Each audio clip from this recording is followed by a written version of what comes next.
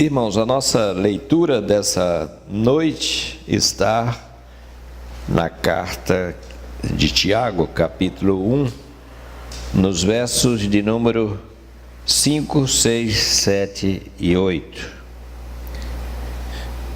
Tiago, capítulo 1, versos 5, 6, 7 e 8. Nos diz assim a palavra: se porém algum de vós necessita de sabedoria, peça a Deus, que a todos dá liberalmente, e nada lhes impropera, e ser-lhe-á concedida. Peça, porém, com fé, em nada duvidando. Pois o que duvida é semelhante à onda do mar, impelida e agitada pelo vento. Não suponha esse homem que alcançará do Senhor alguma coisa. Homem de ânimo dobre, inconstante em todos os seus caminhos. Tiago fala para nós, irmãos, nessa palavra dele, que é uma palavra, como eu disse, pastoral, uma palavra para a comunidade de crentes, uma comunidade para a igreja, uma palavra de ânimo diante das tribulações, das lutas, das tempestades da vida. Tiago diz como que a gente deve se portar, como nós devemos nos conduzir, como nós devemos caminhar. Nós vemos isso na carta toda, que é uma carta pastoral, é uma carta que tem uma orientação para uma igreja que enfrenta tremendas tribulações, aflições, sofrimentos, angústias, né? E aí Tiago está falando aqui nesse pequeno trecho, falando sobre como a gente deve enfrentar essas dificuldades, como enfrentar as tribulações, as provações. Então, ele nos ensina, e ele nos ensina nesse método cristão, a forma cristã de agir, de nos conduzir, para que possamos enfrentar com ânimo, enfrentar as dificuldades que a vida ela se nos apresenta. Então ele diz aqui, né? Olha, se alguém necessita de sabedoria, que é uma fala retórica, porque todos nós precisamos de sabedoria, nós precisamos de alcançar essa sabedoria. Então ele começou falando que nós devemos enfrentar as dificuldades e os problemas, enfrentar com alegria e com grande gozo. O que foi um paradoxo na abertura de Tiago, né? Desse paradoxo de enfrentar todo tipo de problema, de angústia, de dificuldades, de provações, mas enfrentar com alegria, enfrentar com gozo, porque isso faz com que a nossa fé seja solidificada. Foi isso que ele disse no início. Isso faz com que a gente enfrente as dificuldades e ao mesmo tempo aprenda a ser pessoas que perseveram. A perseverança é algo que se aprende se vivendo.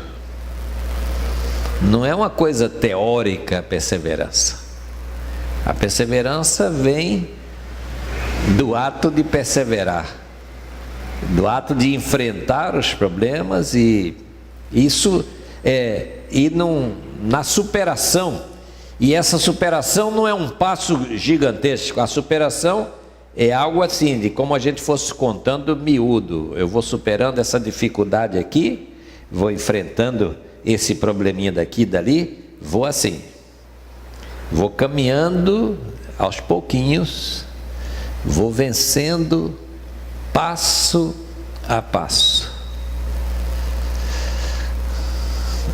É mais ou menos assim como um pensador do século XVII chamado René Descartes. Descartes, ele faz um método para a ciência, e o método da ciência de Descartes, que ele escreveu um livro chamado O Discurso do Método.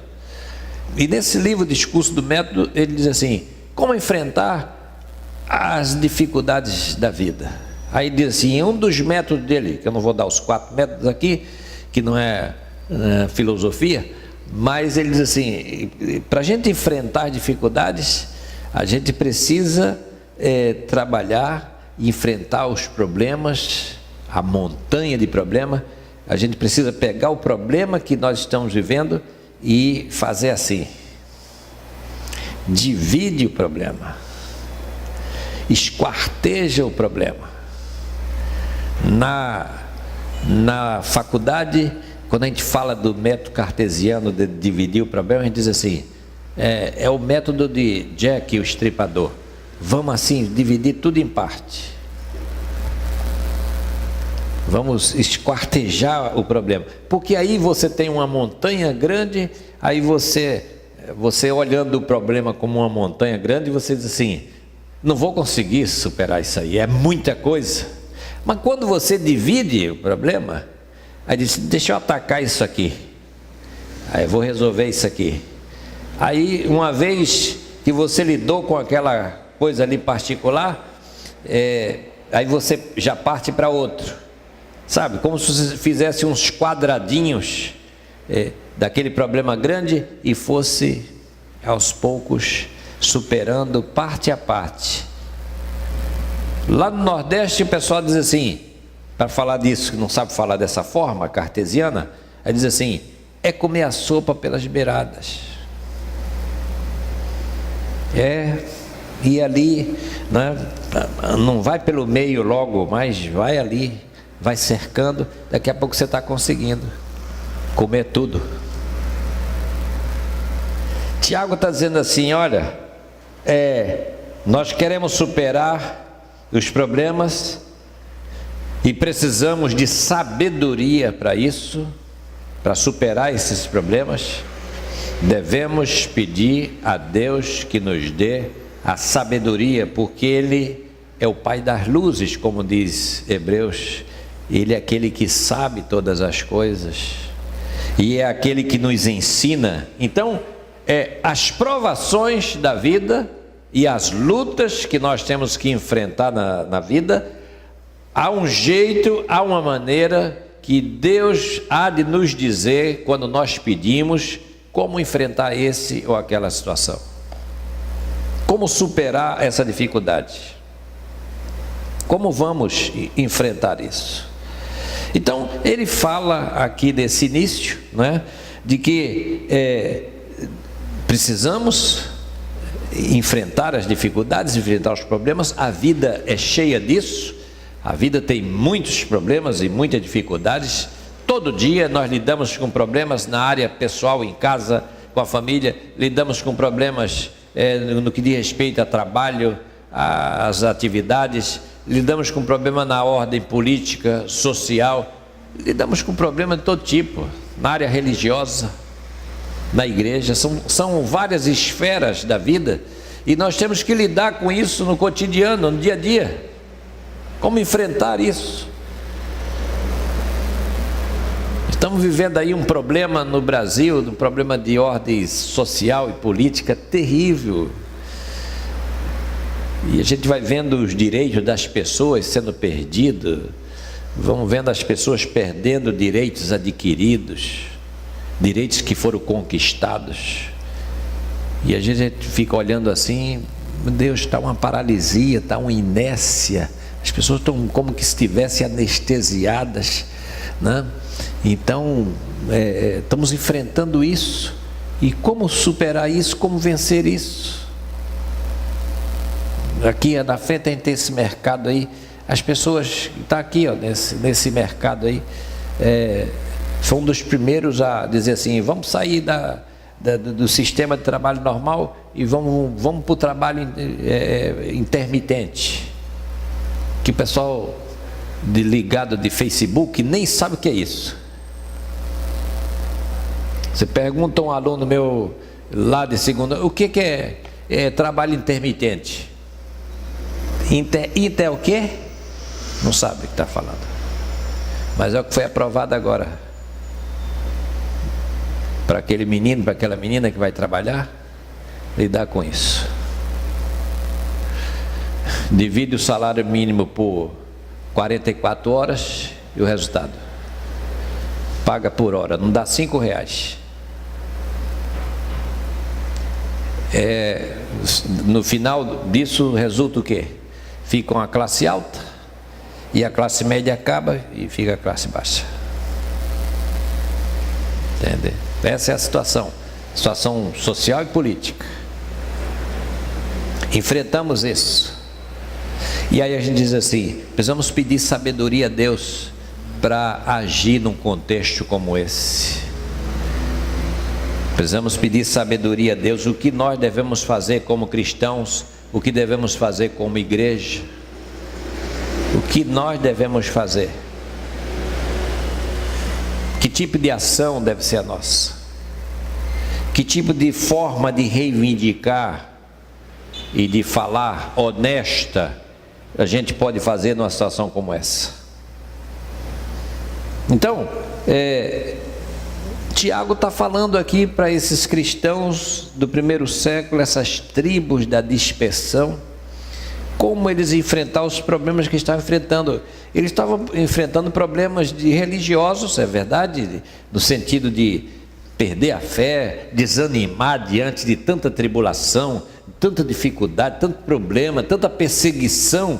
Então os cristãos, isso é uma coisa até que a gente diz assim, acontece todo tempo, toda hora, os cristãos perdendo a esperança, perdendo a fé, desanimando diante de tanta dificuldade. Como a igreja agir, como pessoalmente eu, pessoa humana cristã, como é que eu devo agir numa situação como essa? A gente precisa se perguntar isso. Eu fico me perguntando isso toda hora. O que a gente tem que fazer?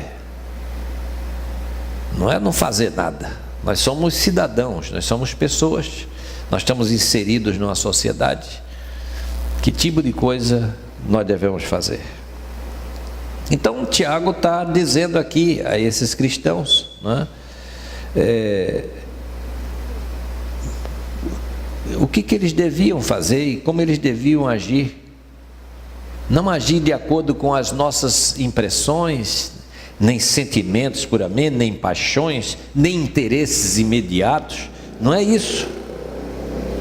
Precisamos ter um compromisso primeiro com Deus, com a nossa fé, com aquilo que nós cremos. Precisamos colocar essa fé em prática no cotidiano para expressar a nossa convicção naquilo que cremos. Assumir um compromisso como cristãos, primeiro com Deus na igreja, mas também na comunidade, na sociedade.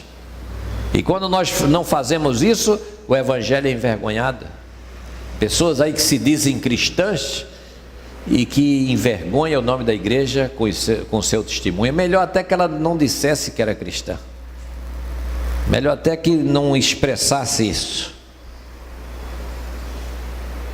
Os filhos de Zeruia ajudaram Davi a conquistar o trono.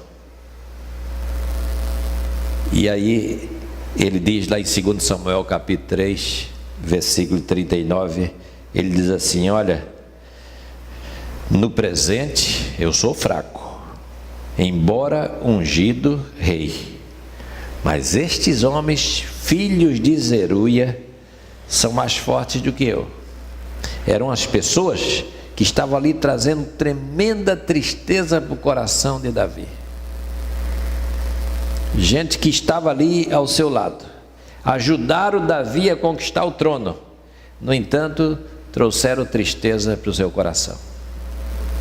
E Davi se sente impotente. Davi diz assim: eu sou o rei, sim, mas eu estou enfraquecido por essa gente, pela ação dessas pessoas.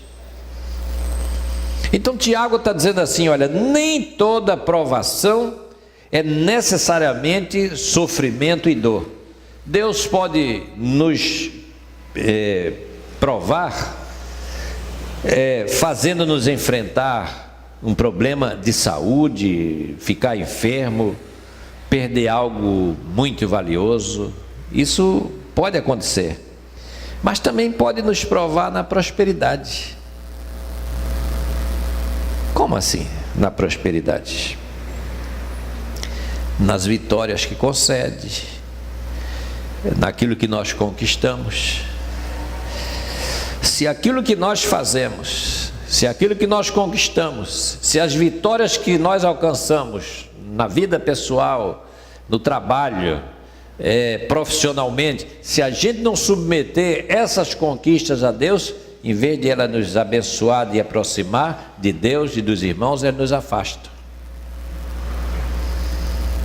Pessoas estavam com Deus nas dificuldades, nos problemas, uma vez superado aqueles problemas, acabou, esquece.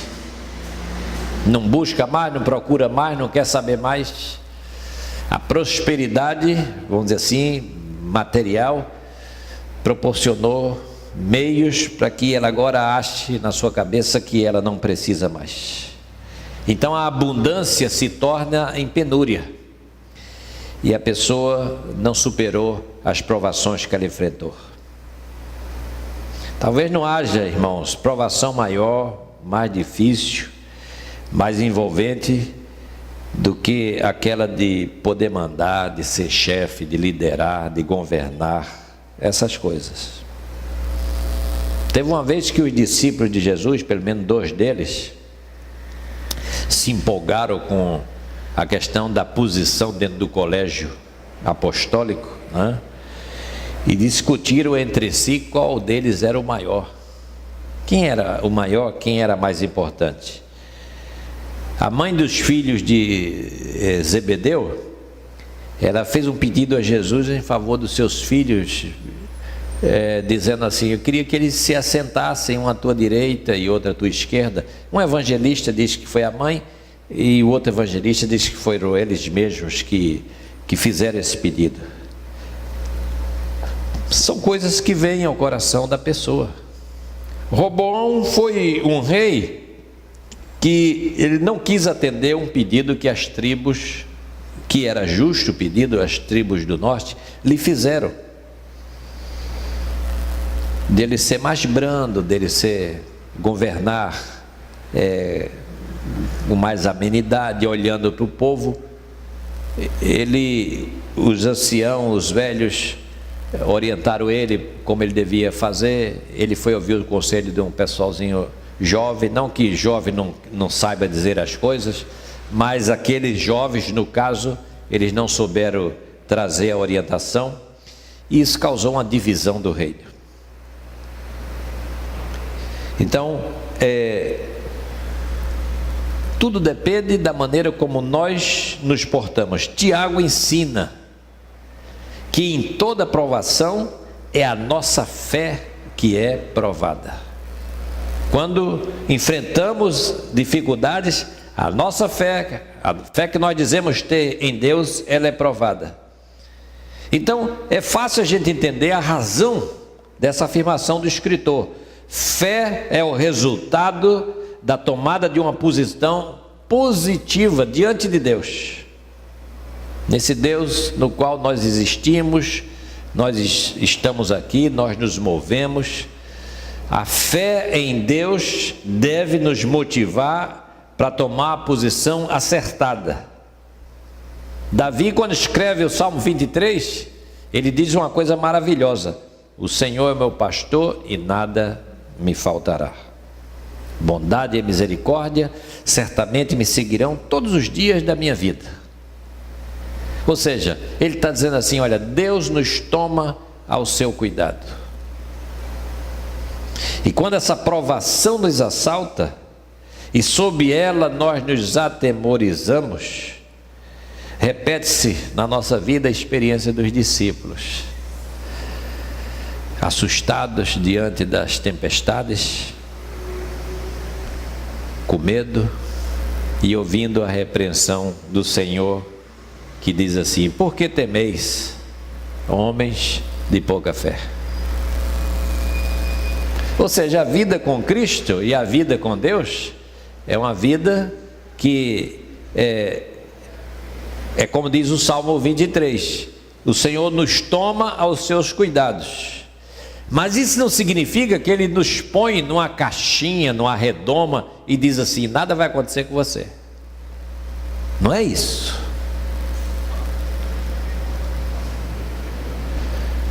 Eu tenho sempre, agora não falo mais nada, mas o meu sogro, ele tem assim uma ideia dessas coisas.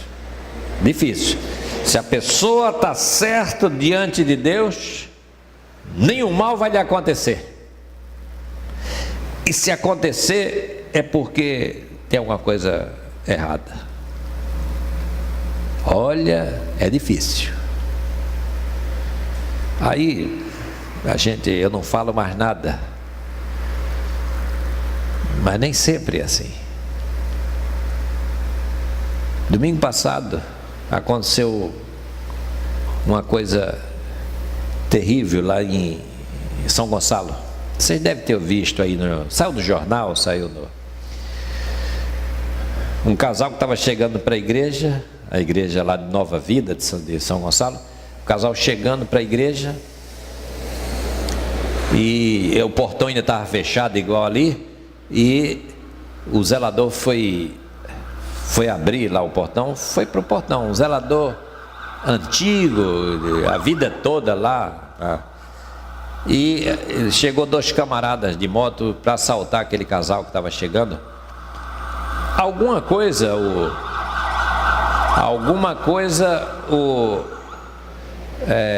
Aquele zelador disse, porque a palavra que veio de um bandido para o outro foi atira. O casal viu atira. Então ela atirou, aquele zelador foi baleado, morreu ali na hora. E no jornal, assim, a fala da família, da esposa, é assim, era um homem dedicado à igreja. Para ele existia a família e existia a igreja que ele se dedicou ao longo de toda a sua vida. Entende? E morre no domingo de manhã, baleado na porta da igreja, abrindo o portão para pessoas entrarem. Entende? Se a gente for olhar do ponto de vista humano, a gente diz, tem explicação para uma coisa dessa? Não tem explicação. É porque ele fez alguma coisa de mal ou é porque ele fez? Entende? Por isso que Paulo diz assim em Romanos 8, que diremos à vista dessas coisas? Romanos 8, 31. O que a gente vai dizer diante de umas coisas dessas? Se a gente não sabe dizer, é melhor a gente ficar calado, não dizer nada, porque nem tudo a gente encontra explicação do jeito que a gente quer a explicação, coisa lógica. Quando um marginal morre, a gente diz, teve o que merecia, não é assim? As pessoas dizem assim, põe lá a palavra, é isso mesmo e tal. Mas e quando uma pessoa justa, pessoa boa, passa dificuldade? Eu tinha um professor de seminário que ele gostava de recitar aquele versículo que diz assim, Davi dizendo assim, fui moço e agora sou velho e nunca vi um justo mendigar o pão. Aí esse professor olhava para um lado, para outro, ele dizia assim, Davi não viu, mas eu já vi. O que é que tem que Davi não viu? Davi não viu, mas a gente vê. Pessoas passando necessidade, pessoas passando fome, pessoas passando todo tipo de problema. Por que não? Como saber dessas coisas? Tiago está dizendo aqui, você quer sabedoria? Você quer mesmo saber das coisas? Que a gente diz assim, eu não sei. Ele diz assim, quer sabedoria? Versículo 5, peça a Deus. Peça a Deus sabedoria. Por quê? Porque a todos Ele dá de que maneira? Liberalmente. Liberalmente é assim, Ele é liberal no sentido de nos conceder sabedoria, entendimento, discernimento das coisas espirituais que nós não entendemos. É Ele que nos faz ser submissos à sua vontade e dizer assim: Deus é soberano. Deus é soberano. Calvino dizia assim: Deus é soberano, e a soberania de Deus significa uma coisa: Ele não tem que dar satisfação a ninguém, porque Ele é Deus. Ele faz dessa maneira e faz daquela outra. Por que Ele fez assim? Não adianta perguntar isso a Ele. Ele não responde se quiser. Se não quiser também, não responde. Ele é Deus.